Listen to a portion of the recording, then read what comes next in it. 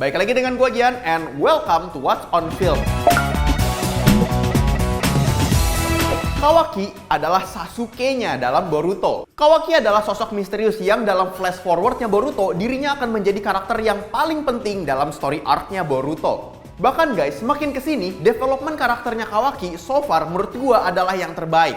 Dengan looks yang seperti Dante dari Devil May Cry versi reboot, nampaknya Kawaki ini secara plot-wise akan menjadi Sasuke-nya Boruto. Entah dalam segi rivalry maupun persahabatan. Sorry ya Mitsuki. Bahkan ketika Kawaki dibawa ke Konoha pun, para Kage menentang karena ini sangat bahaya. Namun Naruto malah bersikeras untuk menjadikannya anak angkat karena Kawaki banyak mengingatkan dia ke masa lalunya. Dan berhasil nih dia meyakinkan para Kage atas ancaman Kara via Kawaki ini. Padahal kalau misalnya diperhatiin cukup riskan ya. Seakan-akan Naruto tuh kayak memberi sirine, memberi beacon gitu ke Kara bahwa hey Kara, Kawaki ada di dalam Konoha loh, ayo serang kita. Dan bahkan yang ngejagain Bushin gua doang.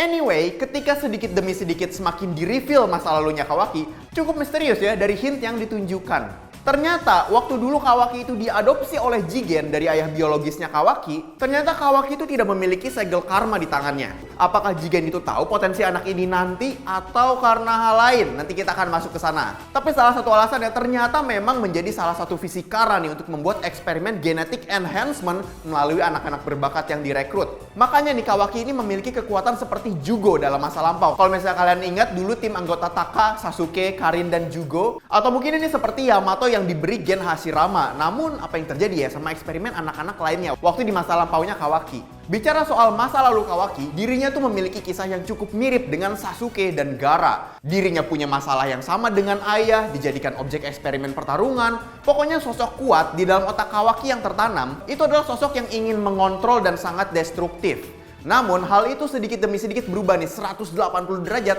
ketika dirinya itu merasakan diadopsi Naruto dan mulai bertemu dengan keluarganya. Walaupun cuma di hint sedikit, tapi di sini terjadi pergelutan batin ketika dirinya mengetahui yang Naruto sedang Kyuubi mode adalah sosok terkuat bahkan melebihi Jigen di mata Kawaki. Namun yang aneh di sini, atmosfer sosok monster kuat yang seperti terdahulu tersimpan di otaknya Kawaki itu mulai terdistrupsi ketika Naruto itu daripada mengontrol, ini lebih mengenalkan hawa mengayomi. Di situ juga ada pertemuan dengan Boruto yang dibuka dengan bumbu rivalry. Terus Himawari yang gemas sehingga kata maaf pertama dari hati Kawaki muncul ketika hal sederhana seperti memecahkan vas bunga menjadi arc yang emosional walaupun dia masih agak kagok menemui dengan emosi yang seperti itu. Perjalanan sifat Kawaki mungkin ngetis bahwa dirinya memiliki elemen story yang lebih bagus bahkan ketimbang Boruto itu sendiri. Kenapa? Karena hint yang diberikan sepanjang komik dan animenya pun cukup memancing fans untuk berspekulasi ketimbang kita menspekulasi Boruto. Salah satunya di marking angka 9 yang ada di bawah mata. Kemudian di cover berwarna marking itu semacam kayak ditambal. Terus di masa depan entah itu tertutup segel karmanya atau benar-benar sudah dia hilangkan.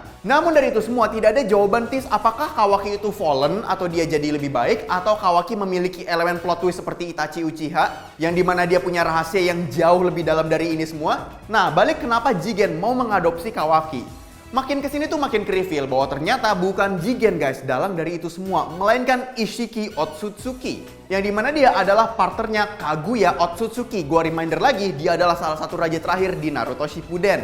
Yang ternyata Jigen adalah wadah. Yang dimana nanti Ishiki itu take over badan dan hidup lagi. Kemudian melihat Kawaki, ternyata ada potensi lebih di sini. Dan hal itu juga plus nge-reveal juga kenapa Boruto diberi segel karma oleh Momoshiki. Jadi memang elemen revealing ini muncul ketika Kawaki itu masuk ke dalam ceritanya Boruto. Dan benang merah rivalry Boruto dan Kawaki itu semakin proto Naruto Sasuke waktu kita tahu di masa lampau. Balik lagi ke flash forward yang memang sangat misterius itu. Apakah motif pertarungan besar Boruto versus Kawaki? Di situ bisa ngeliat kan, Boruto itu berdialog seakan-akan dirinya tuh bukan bicara ke Kawaki yang sedang dia lawan. Nah, apakah pertarungan itu adalah climax sebuah rivalry? Ataukah mereka berdua sebenarnya sedang mengakses segel karmanya masing-masing untuk saling membebaskan dengan seakan-akan mereka itu sedang duel hidup dan mati? Karena kalau misalnya kalian perhatiin, melihat senjata Jigen waktu Ishiki mode itu dipegang sama Kawaki, namun di masa depan Boruto dengan versi segel karmanya itu seperti tidak ada problema sama sekali. Nah, di sini apakah Momoshiki dan Boruto itu berdamai seperti Naruto dan Kyuubi? Share fan story kalian di kolom komentar bawah. Kalau misalnya kalian suka dengan seputar film dan game, lu bisa cek ke website kita kincir.com karena di situ ada pembahasan soal film dan game, lu bisa langsung aja ke dalam websitenya.